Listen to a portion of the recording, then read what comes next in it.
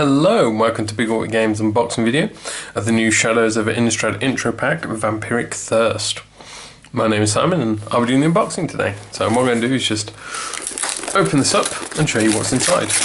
Quite forcefully by the looks of it. So assuming you're watching this because you're new to Magic and you're curious what's in the intro pack, so as I said, I'll open it up and show you everything you get inside. So that's your preset 60 card deck.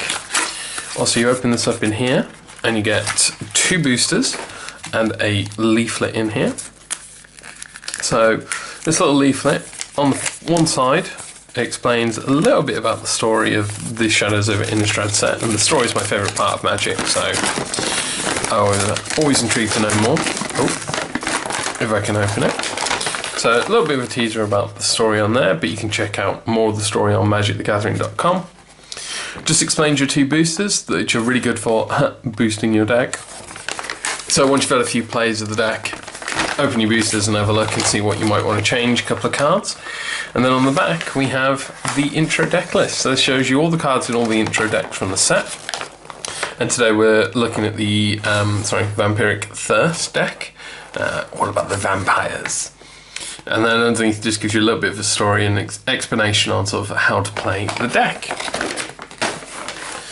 So you get the 2 boosters in there, so put those to one side for a moment. And then here we have your preset 60 card deck. So this is everything you need to start playing straight away. What you get at the bottom here, just going to show you, is a rules reference. So if you're brand new to the game, this is good to have just to the side of you as a reference, or if you're learning the game for the first time, although if you're learning for the first time, I'd recommend going to a store and getting someone to show you how to play. This explains the very basics on casting spells and then just reminds you of the setup and turn order. But definitely if you're interested in learning how to play Magic, definitely suggest heading to one of your stores and learning there. So, onto the 60 card deck. So the first card we have up here is your Markov Dread Knight. So it's 5 mana total to play, 3 colourless or 3 of any colour, and then 2 black. So 5 total, 2 of which has to be black. It's a creature Vampire Knight, so that's its subtypes, Vampire Knight. It's a rare because it's gold, and it's got 3 power and 3 toughness. It has flying as a ability, and it also has pay 3 mana, 2 and a black, discard a card from your hand to put 2 1/1 counters on Markov Dread Knight. So you can discard cards from your hand to make him even more powerful than what he is. Because 5 mana for 3/3, even with flying's not great, but being able to discard cards and make him more powerful, no, that's good. Also, discarding a card, as I'll show you when we get to them in more detail, is a really good way of triggering what's called the Madness ability. But we'll have a look at that when we get there in this deck. But this also gives you an idea of what this deck's about. It's all about the vampires, and it is about the discarding. So if you're into your vampire tribal, which is what is referred to in Magic when you have all the same creature types, then this is definitely your deck. And you get 1 of those in there. It's also an alternative art from the normal one in the boosters, the one in the intro pack, so it's quite cool. We have our other rare, which is Burn From Within. So this deck is a black and red deck. So here we see the red side of it. So it's X and red. So this costs you at least a minimum of 2 mana, 1 of which has to be red. And then all the other mana you put in is up to you how much you put in. And then that will determine what happens. So let's say, for example, we put 5 in. So Burn From Within does X damage to target creature or player. So in my example, it would deal 5 damage to that player or creature. And if a creature dealt damage this way, if a creature is dealt damage this way, it loses indestructible until end of turn, and if it would die, exile it instead. So the reason those are particularly nasty, well, not only does it remove indestructible, which is indestructible is exactly meant to protect the cards from being dealt damage, but also exiling it in the Shadows over Innistrad set is quite nasty, because a lot of cards like interacting with cards in the graveyard or coming back from the graveyard, etc. So exiling it is quite nasty, and that's quite a nice spell overall. We get 1 of those. So back onto the creatures of the deck, we have the Indulgent Aristocrat. So he's 1 mana, he's a 1/1 creature vampire. He has lifelink, so when he deals damage you gain that much life. And then pay 2, sacrifice a creature, and put a 1/1 counter on each vampire you control. So not just him, but all vampires you control on the battlefield. So good way to boost up your vampire army. We have 2 of those. Olivia's Bloodsworn. It's a 2-mana 2/1 creature vampire soldier with flying. It can't block though, but you can pay a red, target vampire gains haste until end of turn. So this deck is definitely about being aggressive, and Olivia's Bloodsworn shows you this by the fact that it can't even block, and it has the ability to grant haste to vampires. So that means the turn you play them, give them haste, and they're allowed to attack that turn, when normally you can't. So that's really nice. But you only get one of those in there. We have Ravenous Bloodseeker. 2-mana 1/3 for a creature vampire berserker. Discard a card, Ravenous Bloodseeker gets +2/-2 until end of turn.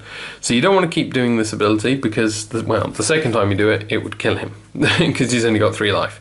But if you've got a way, for example, to give him a little bit more toughness, that'd be quite cool. But yeah, so that's quite a nice one. You can use him defensively on your turn, and then on your opponent's turn.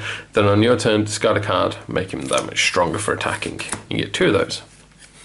Sanguinary Mage is a 2-mana 1/3 creature vampire wizard. She has prowess, so if you cast a non-creature spell, she gets +1/+1 until end of turn, and that's each time for that turn. So the more non-creatures you cast, the more powerful they get that turn. That's quite nice, and we have 2 of those. We have Vampire Noble. 3 mana for a 3/2. It's a creature vampire, but it has no abilities. This is what we call a vanilla card, because it's like vanilla ice cream. And there's 2 of those. We have Blood Mad Vampire. 3 mana for a 4/1 creature vampire berserker. Whenever Blood Mad Vampire deals combat damage to a player, put a 1/1 counter on it. So the more it does, the stronger it gets. And it has Madness, which is something I alluded to earlier. So its Madness cost is 2 mana, 1 and a red. And the way Madness works is if you discard this card, you put it into exile instead. But when you do, you can cast it for its Madness cost or put it into your graveyard. So that's really cool. So it goes to exile. If you've got say you play one of your cards that says discard a card, you discard this, you can then pay its Madness cost and immediately cast it, which is really cool. So I like Madness. It's a really interesting mechanic. You've got to play it. It's so much fun, especially in this deck because of the amount of discard. You get 2 of those. You also see it's a recurring theme in this deck. So here we have the Stromkirk Noble. 4 mana for a 4/2 creature vampire soldier. And when it enters the battlefield, put a 1/1 counter on another vampire you control. So as you can see from the artwork, he's handing the sword over. He's making another vampire that little bit stronger. We get 2 of those. We then have the Mad Prophet. 4 mana for 2/2. It's a creature, human shaman. He has haste, so that means the turn he enters play he can tap, so that includes attacking, or tap, discard a card, draw a card. Very Mad Prophet. A little bit of draw. This is the way red usually does draw though, which is you have to discard as well. But again, good for triggering your madness. Vordaran Duelist. 4 mana 3/2 creature vampire warrior. He has haste. And when he enters the battlefield, target creature can't block this turn. So that's quite interesting in terms of it means the turn you play him, even if your opponent has gotten a big nasty wall out, they can't block with it. Ha! And you get 2 of those. We have Twins of Mora Estate. 5 mana for a 3/5 creature vampire, and it has Madness. So if it's discarded, you can play it for 3 instead, 2 and a black. So that's quite cool. Works very well with your other discarding cards to get yourself a nice big creature into play. We have Incorrigible Youths. 5 mana, 3 and 2 red for a 4/3 creature vampire with haste. But it also has Madness for 3 mana, so you can get a 4/3 for 3 if you discard it. That's so good. You get 2 of those. We then have Swamps for your black mana and Mountains for your red mana you need. And then we're on to the spells. So we have Sinister Concoction. 1 black enchantment, pay 1 life, put the top card of your library into your graveyard, discard a card, and sacrifice the concoction to destroy target creature. So you have to do a little bit of work for this one. You're paying your life, you're taking the top card of your library and putting it into your graveyard, and you're discarding a card, and you're sacrificing the Sinister Concoction. But that key thing there, discard a card, you can use that to trigger your madness. And the end result is you get to just outright destroy a creature. They don't have to be certain power, or certain colour or anything, just destroy. So it's still quite nice. You can get one in there. Macabre Waltz, 2 mana sorcery. Liliana dancing with the corpse there, it's quite cool. Return up to 2 target creature cards from your graveyard to your hand, then discard a card. So not only are you getting some creatures back that you may have either discarded earlier or have been killed in combat, you also get to trigger madness. You get one of those. We have Murderous Compulsion. It's a sorcery for 2 mana. Destroy target tapped creature. And it's got a madness for 2 mana. So that's quite useful for using during your turn. Obviously it's a sorcery, you can only use in your turn anyway, but if your opponent just swung out and attacked you, you can punish them for it. You get one of those. We have Senseless Rage. 2 mana enchantment aura. So it enchants a creature, it gives it +2/+2. But again, it has madness for 2 mana. So even though the cost is exactly the same, it just means if you're forced to discard it, you can still attach it to something. I think madness is a really cool mechanic, so, and you get one of those. Tormenting Voice is a 2 mana sorcery. As additional cost though, you have to discard a card. What a shame. And you get to draw 2 cards, so bit of draw and more madness triggering. 2 tormenting in there. Alms of the Vein, so 3 mana sorcery. Target opponent loses 3 life and you gain 3 life, so very vampiric there. And once again, madness, but for only 1 mana. And you get 2 of those. Fiery Temper, 3 mana for an instant. It deals 3 damage to target creature or player, and then madness for 1.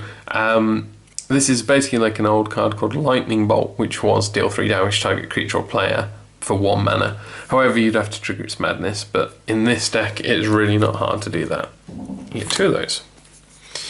Creeping Dread, 4 mana enchantment. At the beginning of your upkeep, each player discards a card. Each opponent who's discarded a card that shares a card type with the card you discarded loses 3 life. So you reveal your discarded cards simultaneously, by the way, so count to 3 or something, just reveal them both at the same time. But that'd be quite nice, because you're punishing your opponent for doing something they have to do. How means that? Very, very much fitting in Black's theme. And lastly, we have Malevolent Whispers. So 4 mana sorcery. Gain control of target creature until end of turn. Untap it, it gets +2 power +0 toughness and gains haste until end of turn. And madness, but for the same cost. So ideally you want to be using this in your own turn. Having the madness trigger on there just means that if it is discarded, it's not completely wasted. Could be you could steal your opponent's creature during their main phase before they've even had a chance to attack with it. So quite a cool card. You get 2 of those. So yeah, so that's all the cards that are in the Vampiric Thirst. What I'm going to quickly do though is open these boosters and have a look and see what's inside. Now I'm not going to go through each card in the booster. I'm just going to have a look, see particularly in interest any cards. Another Fiery Temper, that's quite cool, that'd fit well. Oh, we have one of the Transform cards. So all Shadows over Innistrad booster packs have a Transform card in them. Mind me. So these cards have an ability, so for example on this one, during each upkeep if no spells were cast you can transform it, and it flips over into the Lone Wolf of the Natter Knolls. So those are quite cool to look out for. Nick Champion, Ulrich Kindred, Stone Quarry. Welcome to the fold. So that was our rare for the pack. Another Madness card, but in blue this time. Oh, we got a foil forest and a spirit token. So unfortunately nothing too much there apart from the extra Fiery Temple you'd really want to mix into this deck, I think. Maybe that Black Stallion that was in there. That's quite cool because it fits with your Black Master's Resolve, which is sacrifice a creature and pay 3. Sacrifice a creature or land, sorry. But you get to draw 2 cards. Right, cool. So the zombies don't really too fit in this. Ah, another Volder and Duelist. Hinterland Lager for our transform card. And we have Engulf the Shore as our rare. So another blue rare. Oh, we got a foil explosive apparatus. And a clue token. Cool. So there's a couple of cards in there that you might use to improve the deck. I mean, overall, this is a very... it's a vampire tribal deck, but its main focus really is on that madness mechanic. It's just going to make this deck a lot of fun to play, I reckon. So if you're looking at all the intro packs, if you like the idea of just constantly casting out cards at random times, and just having like a really cool army of vampires out in play, then this deck's definitely for you. Plus with the set, there's a bit more support for vampires throughout the entirety of Shadows of Innistrad, so you can really focus on, as I said earlier, a tribal theme for the deck. So I just love the madness. The madness is a really cool mechanic, so very, very happy to see a lot of that in there. So overall, I'm gonna say this is my favourite of the 5 intro packs. Slightly biased just because of that mechanic though. So there we go, that is everything in the Vampiric Thirst intro pack. So if you have any questions, feel free to put them in the comments or drop us a line and I'll try and help you out as much as I can. Apart from that, if you're curious, check out my other Shadows over Innistrad intro pack videos. I'll be unboxing all 5 of them, so check them out if you're curious. Otherwise, remember to like and subscribe. I hope you've enjoyed watching and I'll see you next time. Bye.